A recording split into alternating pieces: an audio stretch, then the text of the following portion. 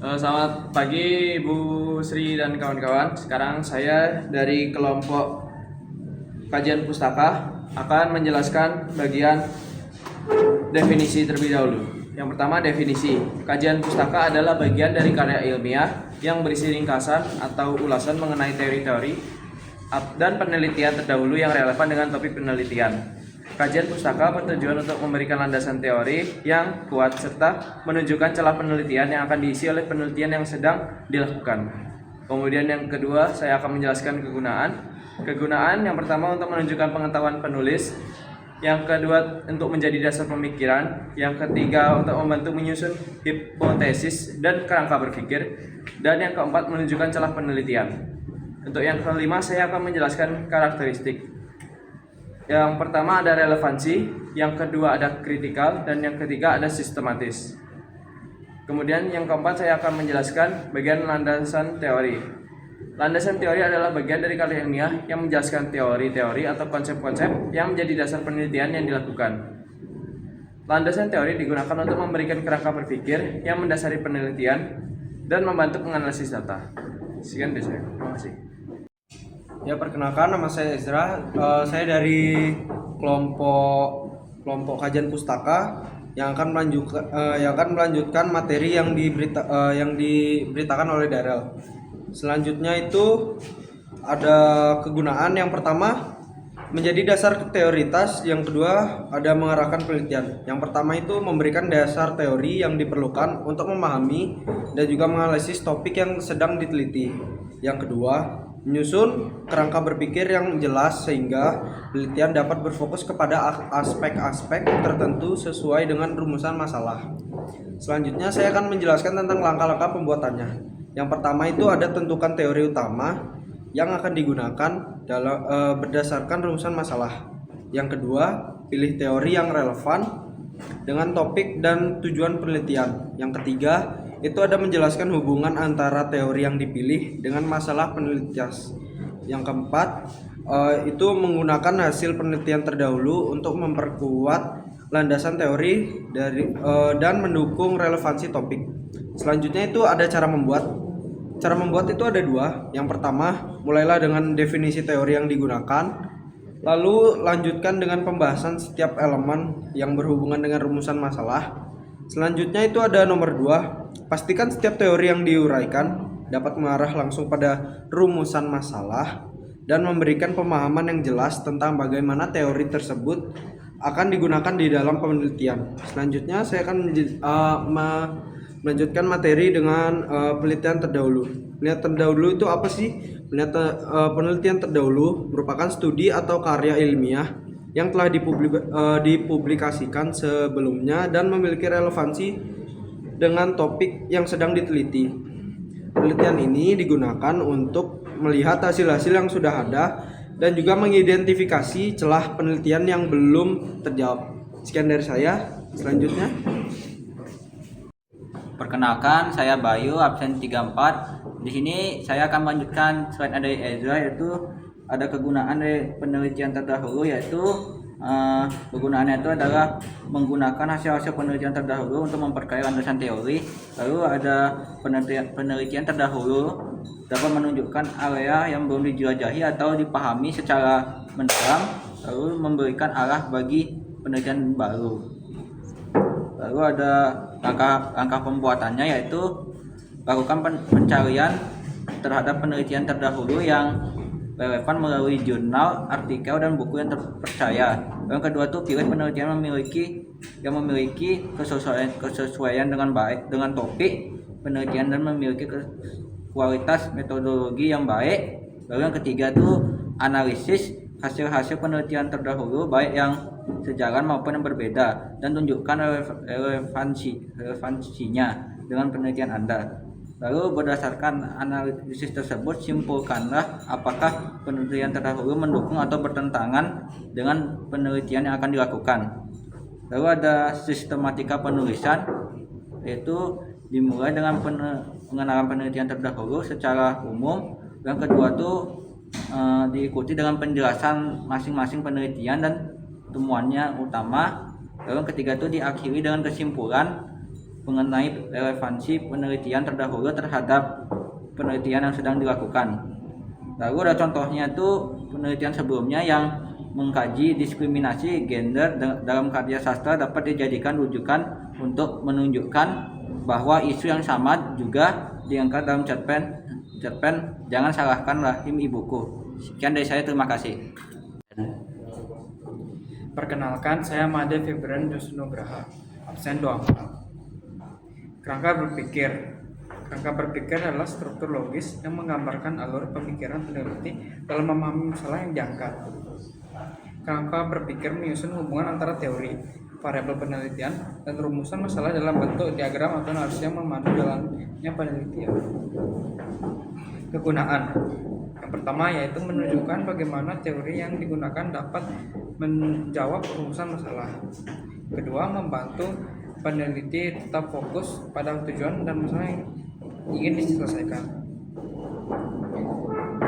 Dan untuk langkah-langkah pembuatannya, pertama, tentukan pertanyaan penelitian yang ingin dijawab. Kedua, pilih teori-teori yang akan digunakan untuk menjawab pertanyaan penelitian. Ketiga, sajikan alur berpikir atau proses yang menghubungkan teori, variabel, dan rumusan masalah. Kerangka berpikir harus menyelaraskan dengan rumusan masalah sehingga langkah-langkah analisis yang diambil dalam penelitian akan berfokus pada menyelesaikan masalah tersebut. Hipotesis adalah dugaan sementara yang diajukan oleh peneliti mengenai hasil yang akan diperoleh dalam penelitian berdasarkan teori yang telah ada. Itu saja. Terima kasih. Saya Mahardika dari kelompok kajian pustaka akan melanjutkan materi dari Febrian. Selanjutnya materi kita ada kegunaan. Pertama, menjadi jawaban sementara. Hipotesis memberikan jawaban sementara terhadap rumusan masalah yang akan diuji melalui penelitian. 2. Panduan penelitian hipotesis mengarahkan fokus penelitian pada variabel-variabel yang akan dianalisis. Materi selanjutnya, langkah-langkah pembuatannya. Pertama, tentukan variabel yang akan diteliti sesuai dengan rumusan masalah. Kedua, berdasarkan teori dan penelitian terdahulu, buat dugaan atau prediksi tentang hubungan antara variabel yang ada. 3. Gunakan metode penelitian untuk menguji apakah hipotesis tersebut terbukti atau tidak.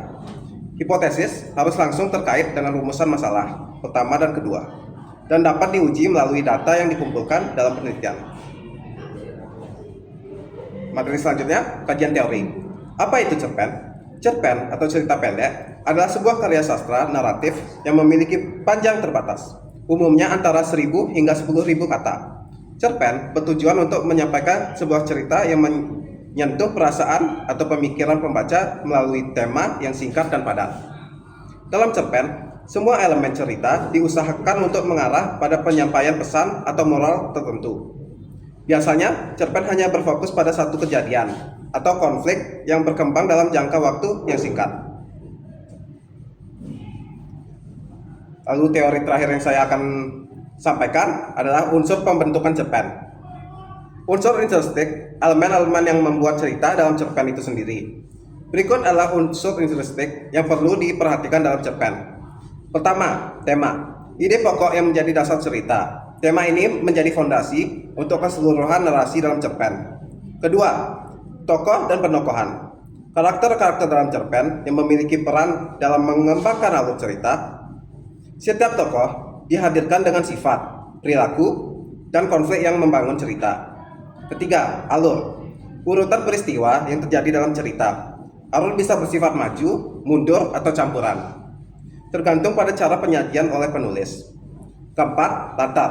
Waktu dan tempat terjadinya cerita yang memberi konteks pada peristiwa yang berlangsung. 5. Sudut pandang. Perspektif atau cara pandang narator dalam menyampaikan cerita yang mempengaruhi cara pembaca memahami kejadian dalam cerpen. Keenam, gaya bahasa. Pilihan kata, penggunaan metafora, atau teknik lain yang digunakan penulis untuk memperkaya cerita. Terakhir ada amanat. Pesan moral atau nilai yang ingin disampaikan kepada pembaca melalui cerita.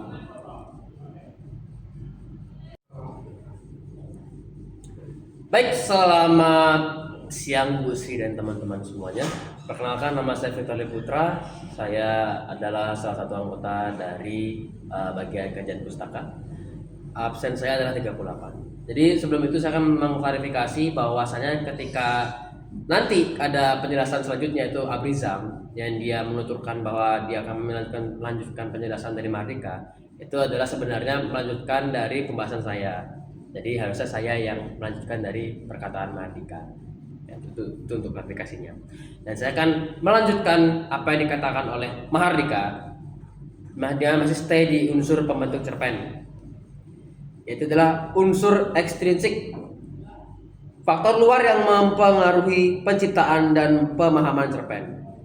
Elemen-elemen ini meliputi: 1. Latar belakang sosial penulis.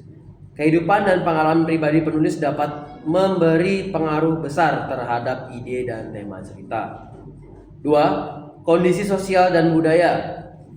Waktu dan tempat penulisan cerpen berperan dalam membentuk karakter dan nilai-nilai yang diangkat dalam cerita. Lalu yang selanjutnya untuk pembahasannya yang selanjutnya adalah latar belakang sosial tokoh. Latar belakang sosial tokoh dalam cerpen dapat mempengaruhi cara tokoh berperilaku dan berinteraksi dengan tokoh lainnya. Dalam cerpen Jangan Salahkan Rahim Ibuku, latar belakang sosial Nita dan ibunya menunjukkan tekanan sosial akibat pandangan patriarki yang mendalam terhadap nilai keturunan laki-laki. Faktor-faktor seperti status sosial, pendidikan, dan tradisi keluarga sangat berperan dalam membentuk karakter serta keputusan-keputusan yang mereka buat dalam cerita. Lalu yang selanjutnya adalah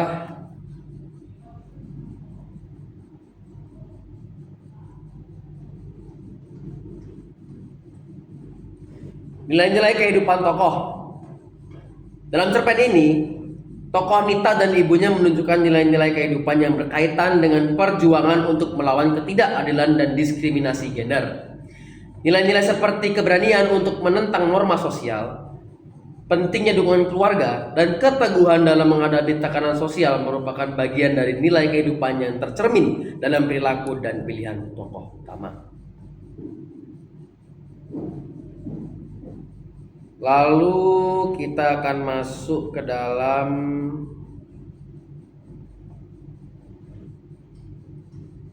nilai budaya dalam cerpen. Cerpen ini mengandung berbagai nilai budaya yang terkait dengan keluarga, tradisi, dan pandangan hidup dalam masyarakat patriarkal.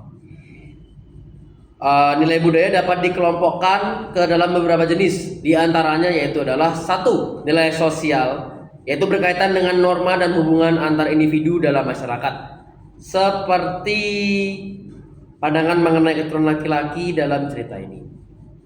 Yang kedua adalah nilai moral, yaitu terkait dengan prinsip-prinsip kebaikan dan keadilan yang diajarkan dalam cerpen. Misalnya, pentingnya memperlakukan perempuan dengan adil dan sebagaimana mestinya. Yang ketiga adalah nilai estetika, yaitu berkaitan dengan keindahan dalam penyampaian cerita dan penciptaan suasana. Dan ya, seperti itulah penjelasan mengenai bagian saya dan akan dilakukan kepada Abrizam Atala. Dan sekian dan terima kasih. Baik, saya akan melanjutkan penjelasan dari Mardika. Sebelum itu saya mau memperkenalkan diri terlebih dahulu. Saya Abrizam Atala absen 1. Jadi penjelasan teknik penggambaran dalam cerpen. Teknik penggambaran dalam cerpen dapat dilakukan dengan berbagai cara untuk memperkuat kesan yang ingin ditampilkan. Beberapa teknik yang digunakan antara lain deskripsi detail, menyajikan gambar visual dan emosional tentang tokoh atau situasi.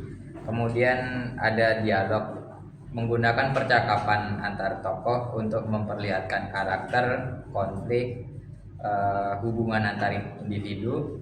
Yang ketiga ada monolog, menyajikan pemikiran atau perasaan tokoh untuk menggambarkan sisi internal karakter.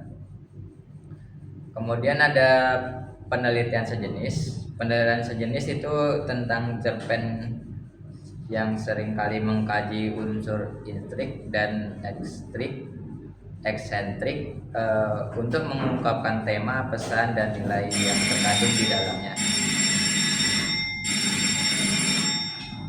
Beberapa contoh penelitian serupa adalah penelitian yang menganalisis peran gender dalam karya sastra, penelitian yang meneliti mempengaruhi kondisi sosial terhadap pembentukan karakter dalam cerpen.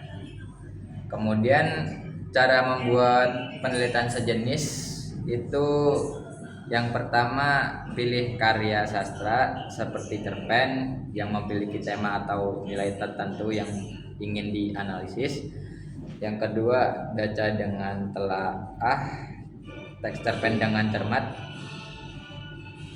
identifikasi unsur intrik dan ekstrik yang relevan. Ketiga, gunakan pendekatan teori sastra yang sesuai untuk menganalisis elemen-elemen cerita. Pendekatan ini bisa berupa analisis tema, alur, karakter, atau konteks sosial budaya. Keempat, ada berdasarkan analisis yang dilakukan buat kesimpulan yang menjelaskan bagaimana unsur-unsur cerita membangun makna yang lebih besar. Penelitian yang relevan itu penelitian sebelumnya yang relevan dengan topik ini biasanya mencakup analisis cerpen dengan tema serupa seperti diskriminasi gender atau konflik dalam keluarga dan bagaimana budaya patriarki memainkan peran dalam membentuk nilai-nilai sosial tersebut. Kemudian yang terakhir, contoh penelitian sejenis. Sebagai contoh, ada penelitian yang membahas peran perempuan dalam cerita pendek Jangan Salahkan Rahim Ibuku, itu salah satunya, yang menyoroti dampak dari tekanan sosial terhadap perempuan. Penelitian ini dapat melibatkan analisis dalam penggambaran tokoh wanita dalam karya sastra dengan latar belakang sosial yang dominan patriarkial. Sekian dari saya, terima kasih. Baik, sekian dari penjelasan dari kelompok kajian pustaka. Mohon maaf bila ada kesalahan. Terima kasih banyak.